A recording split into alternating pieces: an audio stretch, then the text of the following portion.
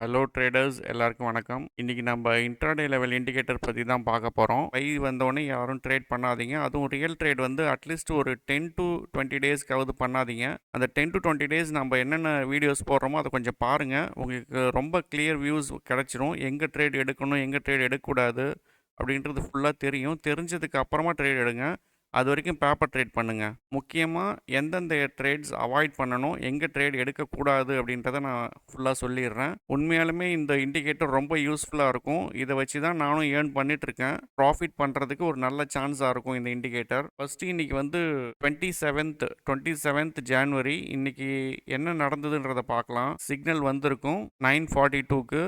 அதுக்கப்புறம் SL hit ஆகிருக்கும். இதுதான் எல்லாருக்கும் பார்த்தவொடனே தெரியும். எஸ்எல் ஹிட் ஆகிடுச்சு, பை சிக்னல் வந்துச்சு, ரீடெஸ்ட்டும் வந்துச்சு, நான் ட்ரேட் எடுத்தேன், எஸ்எல் ஹிட் ஆகிடுச்சு அப்படின்னு. நேற்று வீடியோ இதுக்கு முன்னாடி போட்ட வீடியோலாம் கிளியராக பார்த்துருந்தீங்கன்னா உங்களுக்கு ஒரு விஷயம் கண்டிப்பாக புரிஞ்சிருக்கணும். ஃபஸ்ட்டு ஒரு 5 மினிட்ஸ் கேண்டில் ஃபார்ம் ஆன உடனே நம்ம பார்க்க வேண்டிய மொதல் விஷயம் ஸ்டாப் லாஸ். இந்த ஃபஸ்ட்டு 5 கேண்டில்ஸை பாருங்கள். ஃபஸ்ட்டு 5 கேண்டில் 70 பாயிண்ட்ஸ்க்கு மேலே இருக்குது அப்படின்னாலே நம்ம ட்ரேட் பண்ணக்கூடாது. மேக்ஸிமம் அவாய்ட் பண்ணிடுறது நல்லது. ஏன்னா பெரிய எஸ்எல் கொடுக்க வேண்டியது வரும். 180 பாயிண்ட்ஸ்னால் ஆல்மோஸ்ட் 50 பாயிண்ட்ஸ் கிட்ட நம்ம எஸ்எல் கொடுக்க வேண்டிய வரும். 50 into 65னா ஒரு 3000க்கு மேலே சிங்கிள் லாட்டுக்கு நம்ம ஸ்டாப் லாஸ் வரும். ஸோ 5 லாட் எடுத்திங்கனாலே ரொம்ப பெரிய அமௌண்ட்டாக இருக்கும். ஸோ அவாய்ட் பண்ணுறதுக்கான மொதல் ரீசன் இது தான். ரெண்டாவது ரீசன் பார்த்தீங்கன்னா இன்சைட் கேண்டலில் இருக்கும். உங்களுக்கு சிக்னல் ஜென்ரேட் ஆகிருக்கிறதும் பார்த்தீங்கன்னா சிபிஆர் ஜோனுக்கு உள்ளே ஜென்ரேட் ஆகிருக்கும். சிபிஆர் பற்றி உங்களுக்கு நல்லா தெரிஞ்சிருக்கும்னு நினைக்கிறேன். அந்த சிபிஆர் ஜோனு உள்ளே நம்ம கேண்டலில் வந்து நமக்கு சிக்னல் ஜென்ரேட் ஆகுதுன்னா அது வேலிட் கிடையாது.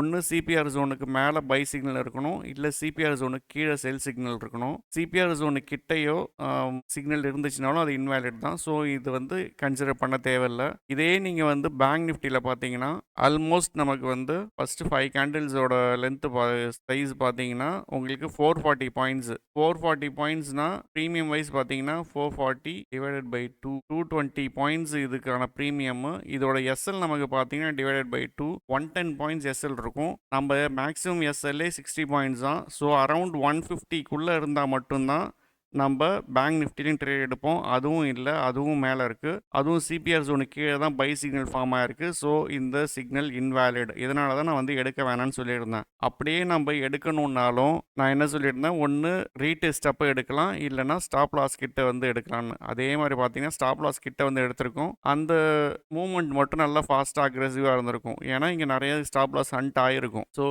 எடுக்கணும்னாலும் இந்த இடத்துல எடுத்துருக்கலாம். இண்டிகேட்டர் படி பார்த்தீங்கன்னா பை சிக்னல் வந்திருக்கும். Target 1 hit, target 2 hit, target 3 hit. ஈஸியாக அண்டர்ஸ்டாண்ட் பண்ணிக்கிறதுக்கு நான் ஆப்ஷன் சார்ட்டில் காமிக்கிறேன். ப்ரீமியம் பார்த்தீங்கன்னா 58,600 கிட்ட இருக்குது. 58,600 பார்த்தீங்கன்னா நமக்கு இங்கே பை சிக்னல் ஜென்ரேட் ஆகிருக்கு. 1018க்கு அரவுண்ட் 282க்கு. ஆனால் அது உடனே எஸ்எல் தான் அடிச்சிருக்கு. ஏன்னா இந்த எஸ்எலோட ரேஞ்சே 110 பாயிண்ட்ஸ். இந்த ரொம்ப ரேஞ்ச் பெருசாக இருக்கும்போது கண்டிப்பாக எஸ்எல் ஹிட் ஆகும். ஸோ இன்வேலிட்னு அதுக்காக தான் சொல்லியிருக்கேன். ப்ரீமியமில் எடுத்து உங்களுக்கு எஸ்எல் தான் ஹிட் ஆகும். அதுவே வந்து எஸ்எல் கிட்ட வரும்போது எடுத்துட்டு போனா இண்டெக்ஸ்ல எஸ்எல் கிட்ட வந்து 1054க்கு வந்திருக்கு. அந்த 1054 கேண்டில் நீங்க சப்போஸ் எடுத்திருந்தீங்கன்னா அங்க இருந்து 108ல இருந்து 322 வரைக்கும் போயிருக்கு. இது ஒரு நல்ல மூவ்மெண்ட். இதை வேணா கேப்சர் பண்ணியிருக்கலாம். இந்த ஒரு ஆப்பர்ச்சுனிட்டி தான் நமக்கு இன்னைக்கு கிடைச்சது. மற்றபடி நீங்கள் எந்த ஆப்பர்ச்சுனிட்டியில் எடுத்திருந்தாலும் உங்களுக்கு எஸ்எல் ஹிட் ஆகிறதுக்கு நிறைய சான்சஸ் இருக்குது. ஸோ அதனால தான் வந்து இதை அவாய்ட் பண்ண சொல்லியிருந்தோம். ப்ரீவியஸ் வீடியோ பாருங்கள். ப்ரீவியஸ் வீடியோ நான் கிளியராக சொல்லியிருப்பேன். நிஃப்டிக்கு ஸ்டாப் லாஸ் பாயிண்ட்ஸு 35 அது இருக்கிறது மட்டும் தான் எடுக்கணும். பேங்க் நிஃப்டிக்கு 60, சென்செக்ஸுக்கு 100. இந்த ரேஞ்சில் இருக்கிறது தான் நம்ம ட்ரேட் பண்ணணும். மீதி இருக்கிறத அவாய்ட் பண்ணிடலாம். நேற்று மந்த்லி எக்ஸ்பைரி வேறு, டிகேவும் ரொம்ப ஜாஸ்தி இருந்தது. எக்ஸ்பைரி அன்னைக்கு நான் வந்து ஹீரோ பண்ணுங்க அப்படின்லாம் சொல்ல மாட்டேன். எக்ஸ்பைரி அன்னைக்கு மேக்ஸிமம் ட்ரேட் அவாய்ட் பண்ணிவிடுங்க. அதுவே பெட்டரு. பெஸ்ட்டு ஸ்ட்ராட்டஜி என்னன்னா சும்மா இருக்கிறது தான். எதுவுமே ட்ரேட் பண்ணாமல் இருக்கிறதே ஒரு நல்ல பெஸ்ட் ஸ்ட்ராட்டஜி. அதை ஃபாலோ பண்ணிட்டு போயிடலாம். இன்னைக்கு புதுசாக தெரிஞ்சுக்கிட்ட விஷயம் என்னென்னா சிபிஆருக்கு மேலே இருக்கும்போது மட்டும் நம்ம கால் சைட் பார்க்கணும். சிபிஆர் கீழே இருந்தால் புட் சைட் பார்க்கணும். சிபிஆருக்கும் நம்ம சிக்னலுக்கும் டிஸ்டன்ஸ் ஜாஸ்தியாக இருக்குன்னா கண்டிப்பாக நம்ம ட்ரேட் எடுக்கலாம். சிபிஆருக்கும் நம்ம சிக்னலுக்கும் டிஸ்டன்ஸ் கிட்ட இருந்துச்சுன்னா அதை அவாய்ட் பண்ணிடலாம். ஸோ இதெல்லாம் நோட் பண்ணி வச்சுக்கோங்க. நாளைக்கு என்ன நடக்குதுன்றதை பார்ப்போம். நாளைக்கான மார்க்கெட் எப்படி இருக்கும் அப்படின்றது நிஃப்டியில் நான் கொஞ்சம் ஒரு சொல்லிடுறேன். இன்னைய சிபிஆரோட நாளைய சிபிஆர் வந்து உங்களுக்கு சின்னதாக தான் இருக்குது. ஸோ பை போனோம் அப்படின்னு சொன்னால் 25,150க்கு மேலே நல்ல கேண்டில் க்ளோஸ் இருந்துச்சுன்னா கால் சைட் போகலாம். நாளைக்கு நம்மளும் வந்து நம்ம இண்டிகேட்டர்லேயோ இல்லை ஆல்கோலேயோ வந்து 25,150க்கு மேலே போச்சுன்னா கால் சைடு நம்ம எடுப்போம். அதுவே வந்து 25,090க்கு கீழே ஓப்பன் ஆகி அங்கேருந்து கீழே போச்சு அப்படின்னு சொன்னால் அங்கேருந்து புட்டு எடுக்கலாம். ஸோ நாளைய ஸ்ட்ராட்டஜி இதுதான். இதுக்கு மேலே இருந்தால் கால், இதுக்கு கீழே இருந்தால் புட்டு. மற்றபடி எந்த இதுவும் இல்லை. இதுவே நம்ம இண்டிகேட்டர் வச்சு நம்ம தெரிஞ்சுக்கலாம் எப்படி பண்ணுறதுன்னு. நம்ம சேனலை ஃபாலோ பண்ணுங்கள், சேனலை சப்ஸ்கிரைப் பண்ணிக்கோங்க.